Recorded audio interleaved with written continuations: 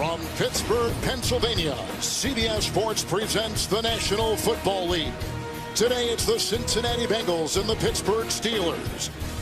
One of the most impactful regular season finales in a long time for the Steelers, needing a win here today and needing a win by the Browns in Baltimore to get into the playoffs. Happy holidays, everyone, with Rich Gannon, the former NFL MVP, and Steve Tasker, the 7-time Pro Bowler, on the sideline, Kevin Harlan. Let's start with Ben Roethlisberger, who's putting up some terrific numbers this season. Yeah, Kevin, he really is. He's having a solid season. He's set personal bests in terms of completions, attempts, and passing touchdowns with 33. And I know he's happy to get back James Conner, who missed the last 3 games with an ankle injury. As for Antonio Brown, he's been nursing a knee injury. He wasn't able to practice this week, and he will be inactive today for the Steelers. The Bengals amongst the most injured teams, Rich, in the NFL. How can they play the role of spoiler for a second straight season? Well, offensively, they have to be able to run the ball effectively with Joe Mixon. Defensively, they have to be able to generate a couple takeaways to play the spoiler today against the Steelers. Pittsburgh needs more than a win to stay alive. Their playoff fate is resting in the lap of a division rival. It's the Bengals and the Steelers next on CBS. 41 degrees in Pittsburgh. Let's take it to the sideline and welcome in Steve Tasker. Kevin, the conversation here in Pittsburgh is exactly what Mike Tomlin shared with us on Friday. He woke up this morning. He said he's going to be cheering hard for Baker Mayfield and the Cleveland Browns. He never thought he would have to do that, particularly in the season when they started 7-2-1. We spoke to the linebacker for the Cincinnati Bengals, Hardy Nickerson, and he told us, listen, we put the Baltimore Ravens out of the playoffs last year, and for the injury-riddled and issue-filled season we put together, that's all we can hope to do today is put the Steelers out of the playoffs this year. Steve, thank you. Bengals won the toss. They've chosen to take the second half kickoff. Steelers will get it. And cutting across, Sean Williams. 4th down, a second punt coming up for the Steelers to New York. James and Boomer. Baker makes amends. I'll tell you what, he threw an interception on the previous drive, comes back and throws this 28-yard touchdown pass. Perfectly thrown ball to Brashad Perryman. Browns take a lead, 7-3 over the Ravens. Kevin, Rich, and Steve. Perriman was signed in mid-October. And they ran him out of Baltimore. He was a first-round pick that was disappointing, and now he's having some success with the rival.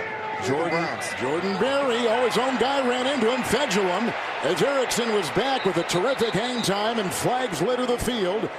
And we have some pushing by Darius Hayward-Bay downfield on a 47-yard Pittsburgh punt with Carl Cheffers investigating.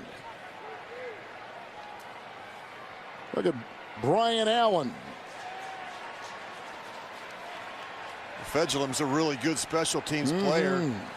Last week he blocked a punt, also pulled off a fake punt after a direct snap to him last week on their first possession. So that's one of the things you've got to keep in mind. Look, the Bengals have nothing to lose in this game. They're going to be aggressive. They may take some opportunities in the kicking game with some fakes, reverses, those type of things.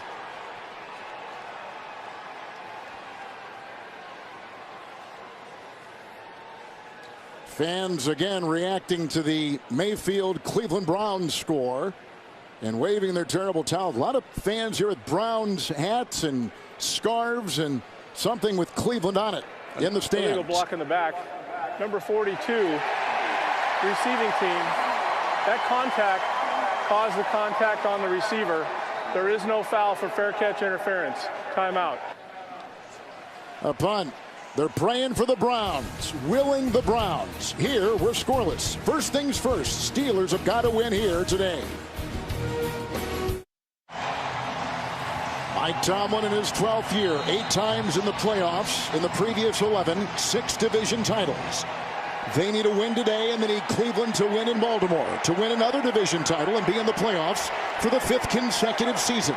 They've had it twice. They've punted both times. Second Cincinnati possession. It's 1st and 10 from the 19. High snap, and the handoff here. And Mixon will be brought down by L.J. Fort, who is taking the place of the injured linebacker with Vince Williams. A gain of 2 right there, Rich, to the 22.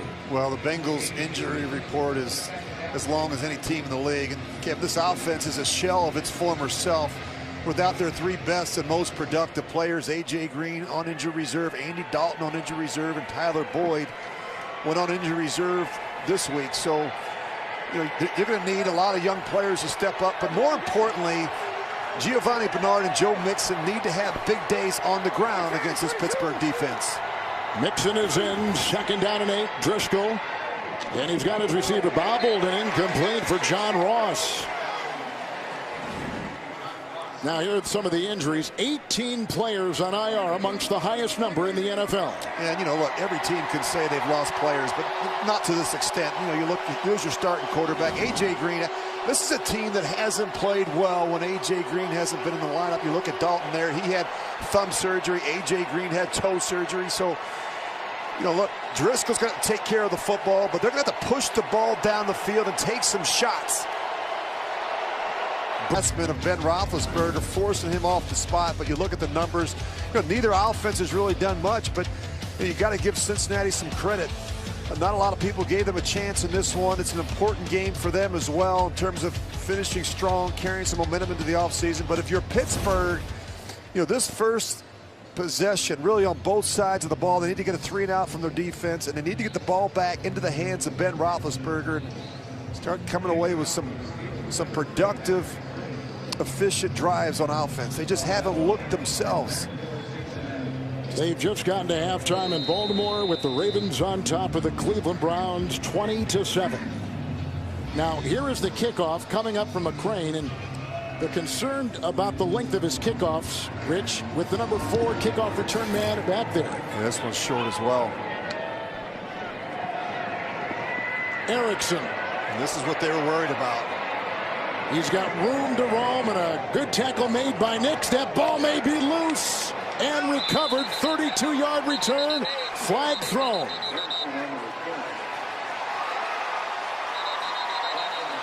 So a couple things to look at here. The flag, and if it indeed was a fumble, we know Nix came up with the loose ball.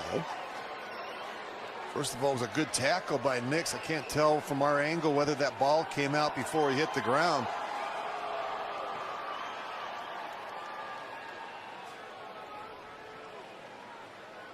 Yeah, I think he's down. Elbow for sure.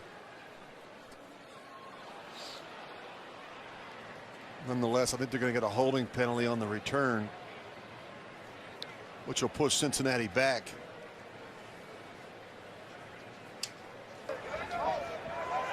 At the end of the play, the ruling is the runner was down by contact. During the return, holding, return team, 10-yard penalty.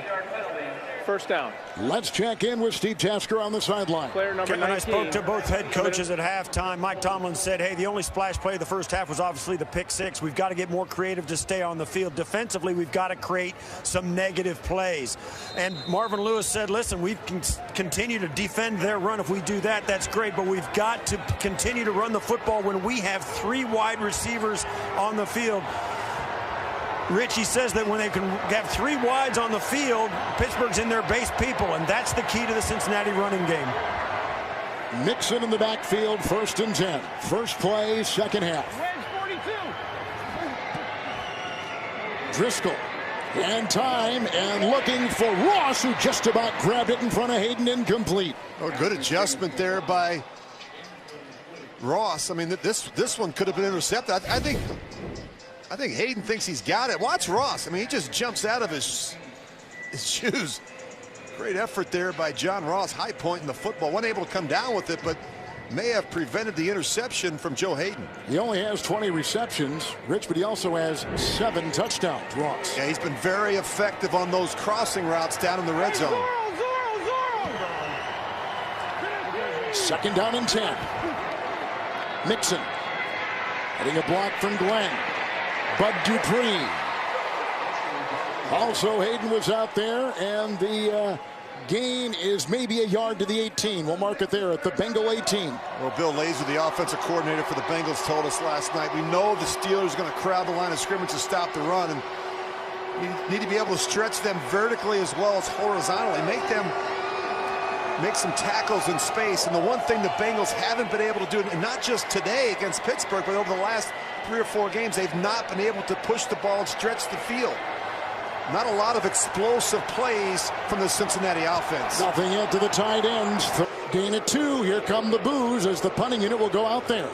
It's too early to start thinking about going for it on 4th down in the middle of the field. You know, you look at the struggles, Kevin. You mentioned the numbers on 3rd down. They're not good for the Pittsburgh Steelers, just 2 of 9. And what they're doing is they're doubling Juju Smith-Schuster. And so you don't have Antonio Brown out there. That's forcing, you know, Roethlisberger to having to start work underneath to Washington and Eli Rogers and some of these other guys. Jordan Berry. Erickson has already signaled for the fair catch, which he makes at the 14. Hang a 4-6, and a flag has been thrown. Isn't it interesting, Rich, how these 2 receivers gone, Brown for Pittsburgh, A.J. Green for Cincinnati, changed their respective offenses so much. It changes the dynamics in a big way. And then, you know, you look at specifically with Antonio Brown, Kevin, you know, you look at Roethlisberger and Antonio Brown, been the most prolific quarterback receiver combo since 2013. Illegal block in the back. Number 88, receiving team. 10-yard penalty from the end of the kick. 1st down. Well, there is an 88, but he is inactive. Jordan Franks isn't even playing. Timeout, 6:45 to play in the 3rd. The NFL on CBS is sponsored by FedEx. Possibilities, what we deliver by delivering. And by Farmers Insurance.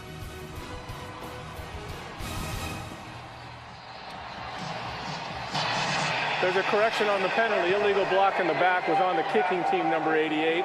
Cincinnati has elected to add that 10-yard penalty to the end of the play. 1st down. Darius Hayward-Bay.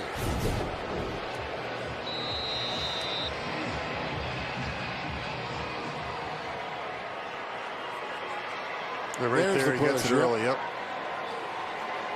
Well, just totally unnecessary. Hey.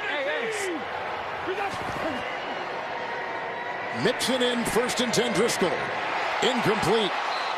Coverage on the play by Cody Sensabaugh. They were going for Auden Tate. 2nd down and 10. Well, we mentioned the issues with special teams, and you know, against the Chargers, they allowed a big punt return. They missed a field goal, game-tying field goal against the Raiders. Last week, they tried a fake punt on their own 42, and we mentioned the penalties. And that's a big concern as we visited with Mike Tomlin on Friday.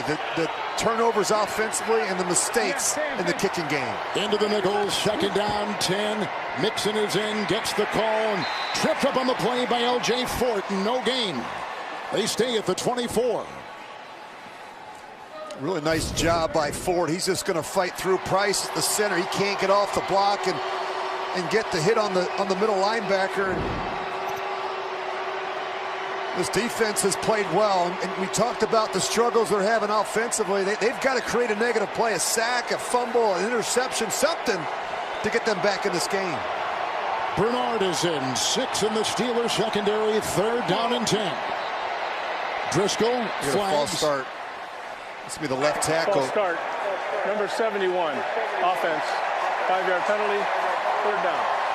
And the pre-snap penalties on offense for the Bengals have been a problem. They've had 33 pre-snap penalties, including 29 false start penalties.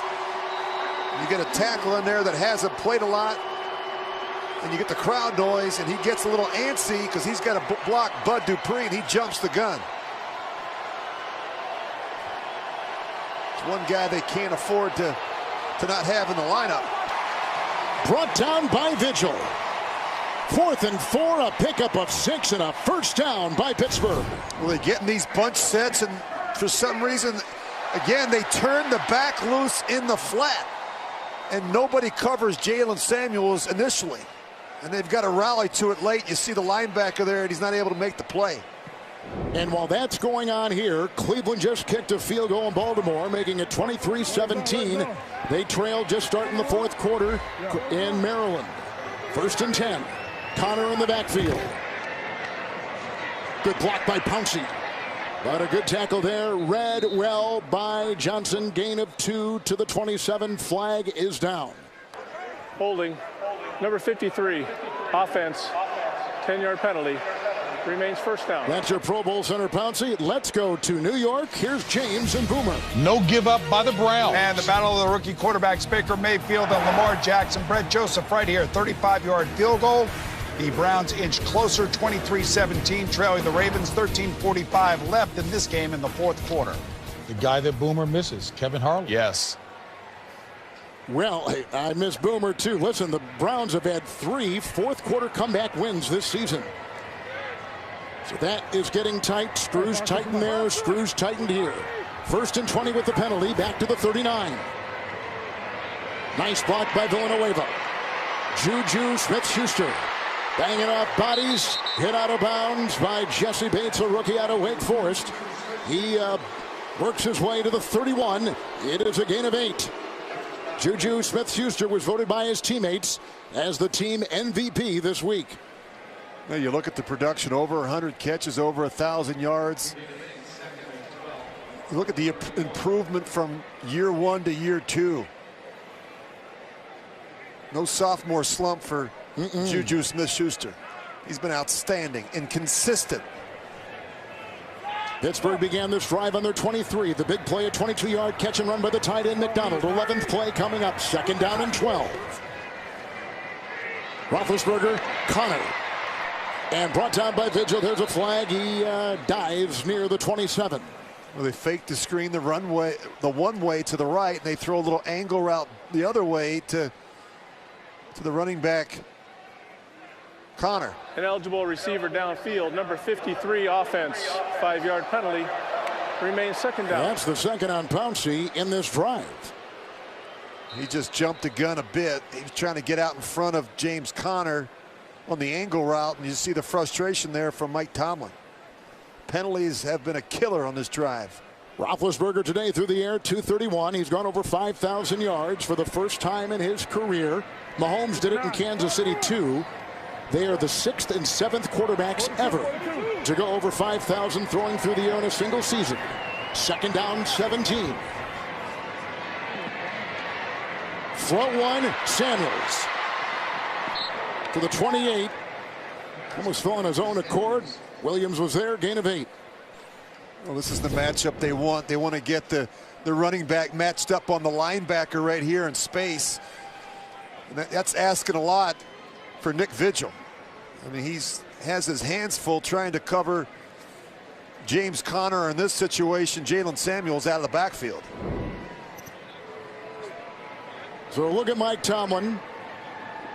They've had 4 consecutive seasons in the playoffs, 2 straight AFC North Division titles. Get now to Baltimore, Cleveland trailing by 2 to the Ravens. $1:49 left in regulation. Let's join the announcers there. Jim Nantz, Tony Romo, and Tracy Wolfson. 16 just a year ago. Well, Jimmy Haslam hired John Dorsey. Great job. Dorsey picks Mayfield. Great job. And here we go.